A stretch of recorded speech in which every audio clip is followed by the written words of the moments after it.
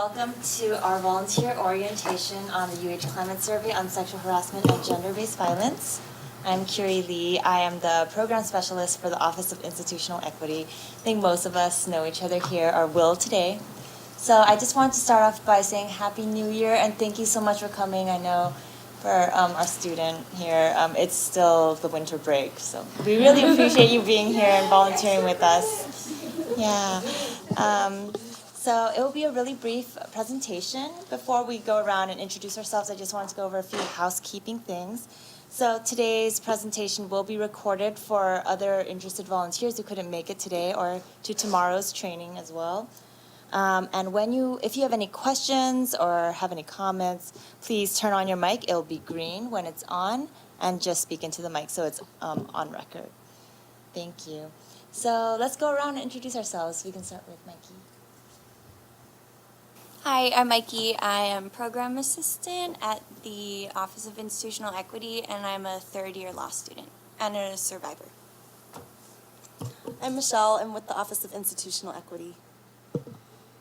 Good morning, Jen Rose. Welcome, everyone, and welcome those of you volunteers in the future who will be watching this video. I'm the director of the Office of Institutional Equity, which is a new system-wide office that's just a little bit over a year old. I'm Jan Tamura. I'm also with the Office of Institutional Equity. Hi, I'm Jana Della Cruz. I'm a student here at UH Manila. Hi, I'm Jennifer Matsuyoshi with the Office of Title IX. Hi everyone, I'm Stephanie Lee and I am also from the Office of Title IX. Great meeting all of you and seeing all of you again. So we're going to kick it off with Jen Rose, our director, and also the principal investigator for this climate survey. She'll kind of describe the significance of this initiative and why it's so important. First, I want to point out that my co-investigator is here, Jan Tamura, right to my right. And on behalf of the team of OIE, President Lasner and our Vice President, John Govea, I wanted to thank you all for the work that you've already done and that you will be doing to help to make this a very successful survey participation. Just to give you some context, I had previously worked at Manoa for almost 9 years. And although I spent most of my time working on those campus-based issues regarding sexual harassment and gender violence, I received a lot of calls from other campuses regarding issues that they were dealing with. And there were so many themes around students feeling that they didn't know what their resources were, that they may have felt that they weren't aware of their rights, or had no idea that policies existed to protect them in the area of gender equity and gender violence. So this survey is personally important to me, and I really appreciate that President Lasner has made this a priority issue for him, for his tenure here as president and currently as the interim chancellor of Manoa. It's very important that we understand the prevalence. We cannot wrap our brains around and do any programming around the nature of the problem unless we understand the extent of it. So one of the purposes of the survey is to look at how often are these kinds of acts occurring. And specifically, I mean sexual harassment, dating violence, domestic violence, stalking, sexual violence and sexual assault or rape. And we're very proud of the fact that this survey is the first of its kind that we know of nationally that's going to be focusing on domestic violence and dating violence. Most of the surveys that we've seen in higher education have focused specifically and exclusively on sexual violence or sexual assault. So we're really excited about that this is both taking a deeper dive but also going more broad. Over the years, I've also heard students say that they weren't sure which services were confidential, which offices were offices of notice. So one of the things this survey is going to try to do is to look at how students perceive services and whether they feel that services are effective so that we can improve our institutional response. So I'm very excited that the survey is also taking that on. But really, what we wanted to try to accomplish was more than just looking at the data, but starting a process that was going to engage students, like yourselves, in a dialogue around what needs to happen to make this campus safer. So really, that's how I wanted to start off with Curie and others around the table. I'll give you much more context to what specifically the survey is going to be addressing during the training. So, and thank you so much again for all of your time. Thank you so much, Jen. So she covered most of this in the next slide, which is sort of the objectives of this training, is to sort of really assess and look at the incidence, prevalence, and how students feel that the institution supports them, if they've ever used their services that are available here, how they've experienced it, and just really get their feedback in a very confidential and voluntary way. So this is a really great start to engaging students on our campuses. So what happens after the survey is complete? So this is just the first step. And because the survey is also a state mandate, the state law says that we do have to do a survey of this kind every 2 years with students across our system. It is just the start. And so with these results, we'll try to implement them and really engage other students and volunteers like yourself to determine what the needs are and what we can do for you.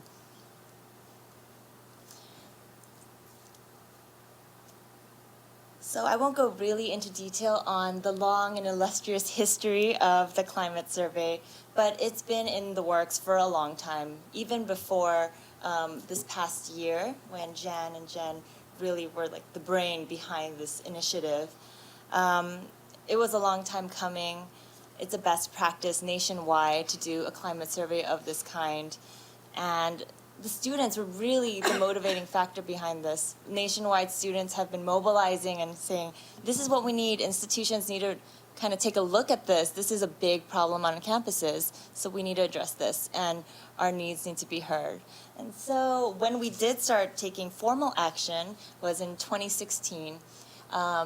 Jan got a really amazing group of university professors, staff, people together, amazing people who care about this issue, and experts to start thinking about how they want to get this initiative off the ground. And throughout the year, they've really been working towards getting it done, and this is where we are now. On January 20th, we are going to launch this survey to all students across the campuses. And if you're 18 and older, you're eligible to participate.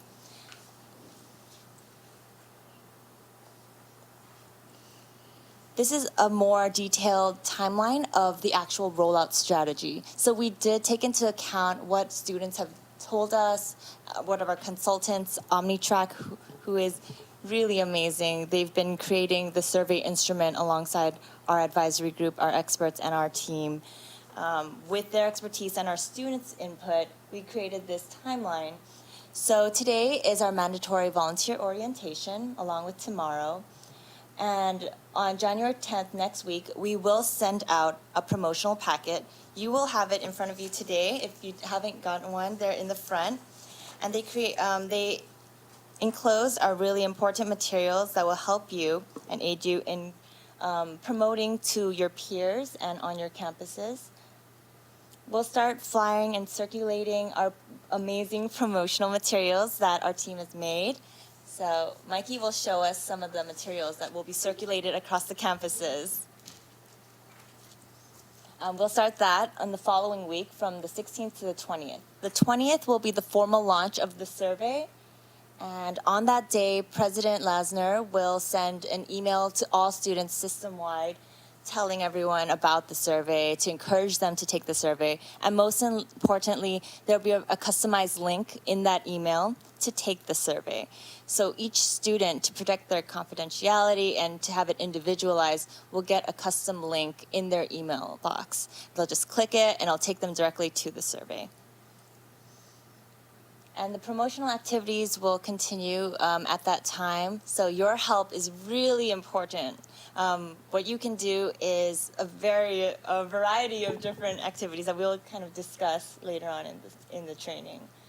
On February 20th, the survey will close. So until then, students can take the survey and participate in promotional activities.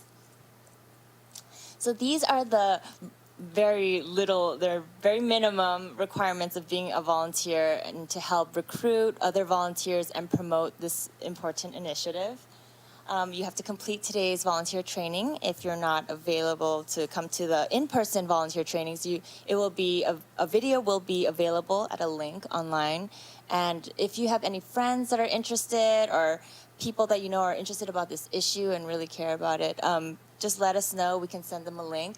We just need confirmation that they've watched the training video. And also, you just need to figure out a way how you want to be engaged in this initiative.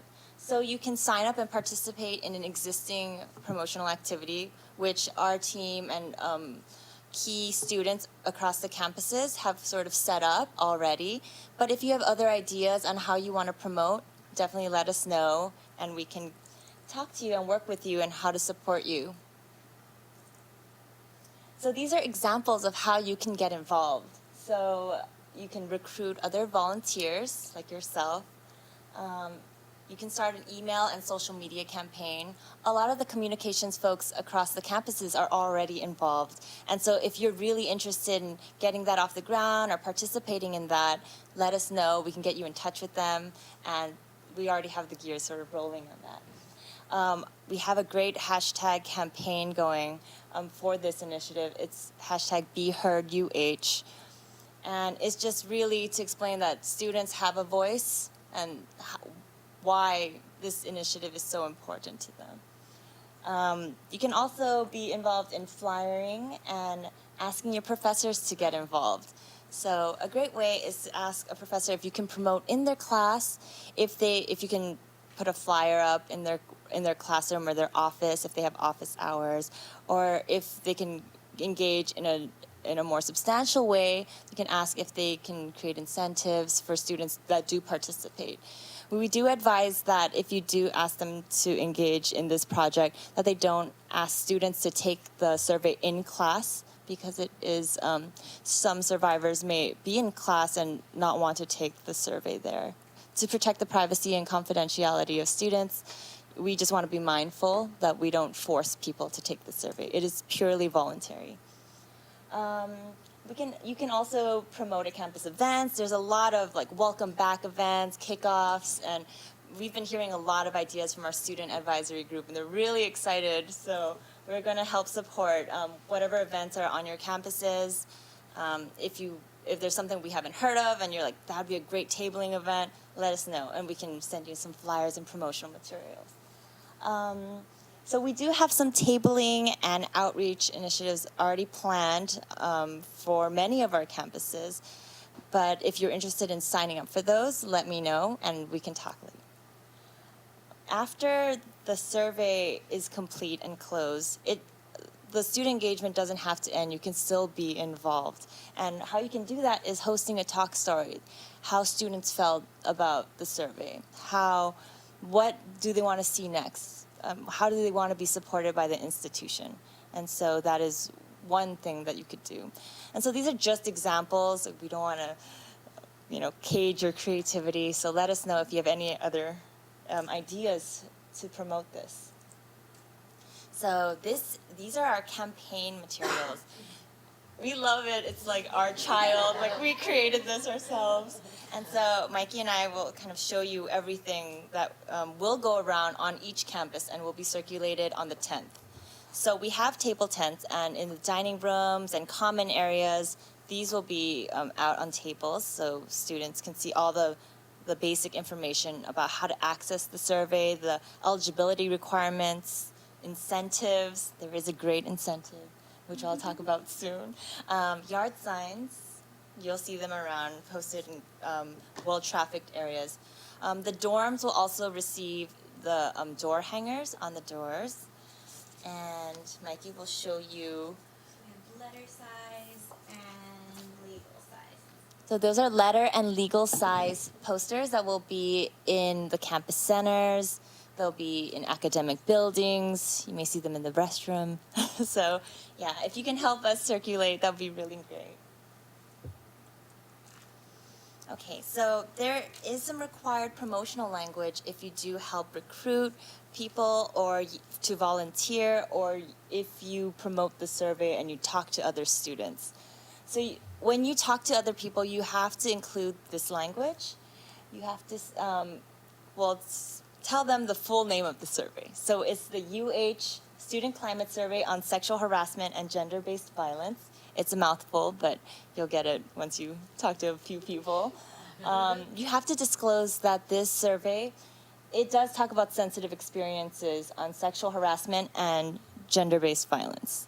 So you can describe what gender-based violence is. You can say stalking, dating violence, domestic violence, and kind of explain why this survey is confidential and completely voluntary, and that there are support services available if people do feel triggered or aren't comfortable finishing the survey.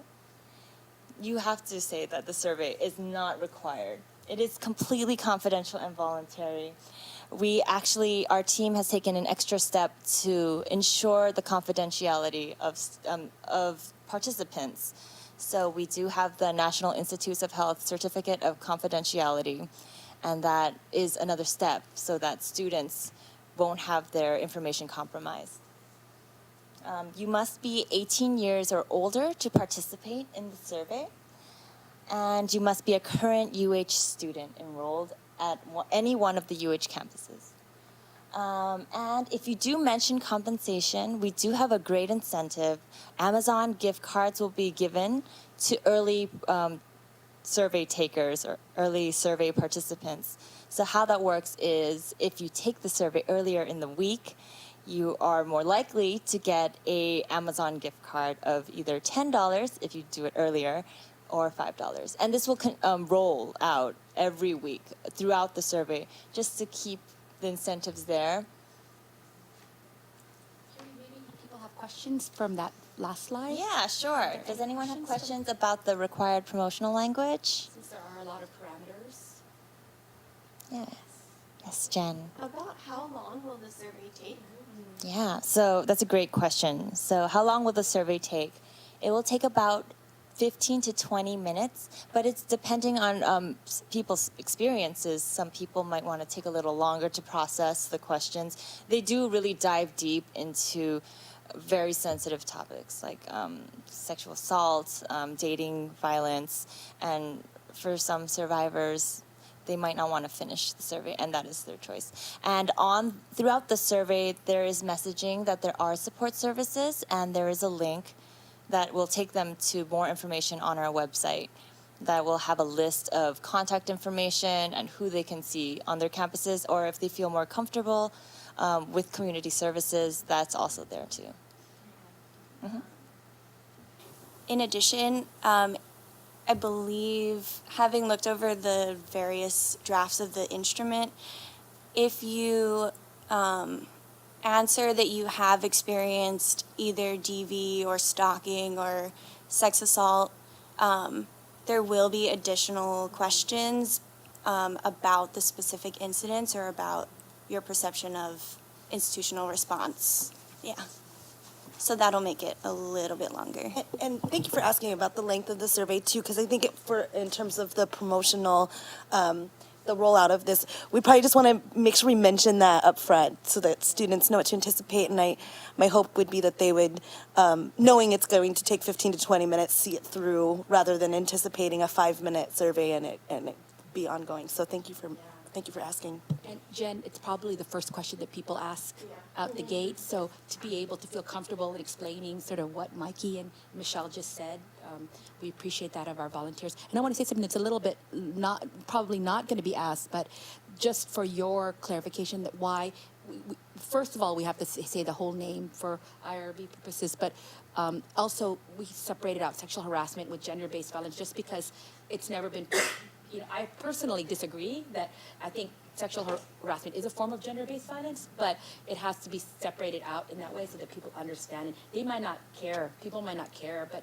when you ask students and you talk to them about heavy topics like this, sometimes they do see sexual harassment as completely different from gender-based violence. So I just kind of want to make a note of that, especially for some of you promoters who are also working on a professional level, who will be processing more with students maybe after they disclose something. Thank you. Any other questions? Staff or Gina? And we want to make sure that this survey is the most accessible as possible. So we have a very diverse community on our campuses. We understand that language might be a barrier.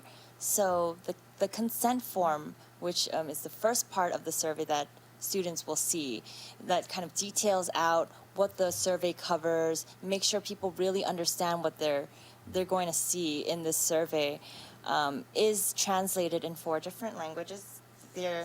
They kind of hit the big demographics on all the campuses. So it'll be Tagalog, Korean, Mandarin, and Japanese. And these are available upon request. Also, I believe the key instructions, like how to take the survey, how to complete the survey, that will also be in those languages as well.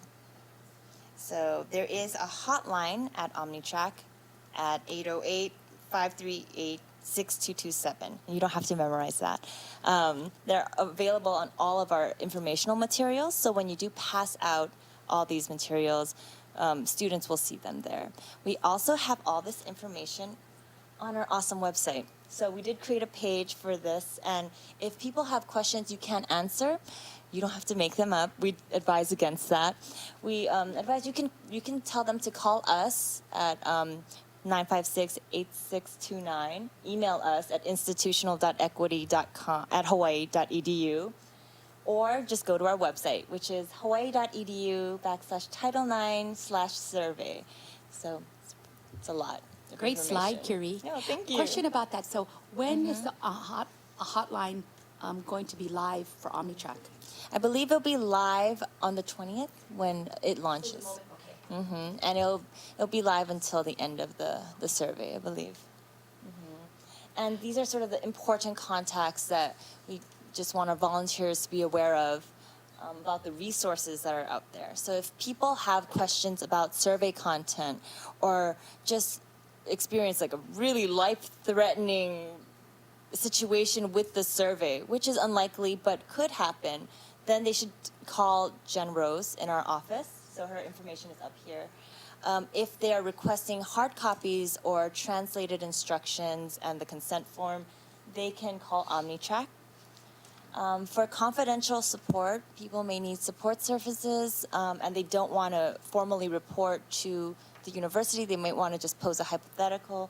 We do have information on our website as well. And of course our Title IX offices, which if students want to go formal or just speak to someone and know their options and their rights at the university, that's also a great option as well. I want to say that on the green square, that's why it's so great that Steph and Jen are here. It's great that people from Title IX offices are going to be taking the complaints afterwards, possibly, are here to get this training. We really appreciate that. And then I think you probably already thought about this, but this is a great slide, and maybe in a different format to give to administrators, or execs. So I'm wondering, maybe we can. Would that be helpful for you folks? Because if professors had this, or chairs or deans, then they know. So the Title IX offices at the campus don't get flooded with everything. Yeah, and part of our promotional, the OIE's promotional plan is to sort of notify everyone that might be affected administratively by the survey. So we do anticipate maybe a hike in calls for support services at our Title IX offices and our confidential advocacy offices as well. So we will let them know. And that's everything. Does anyone have any questions at this time? Well, we really appreciate everyone being here with us today. We really want to support how you envision promoting this on your campuses, because this is really for students. And the results, everything that comes out of this survey will really impact next steps, how the university will respond to these issues on our campuses, and it's really important. So thank you so much.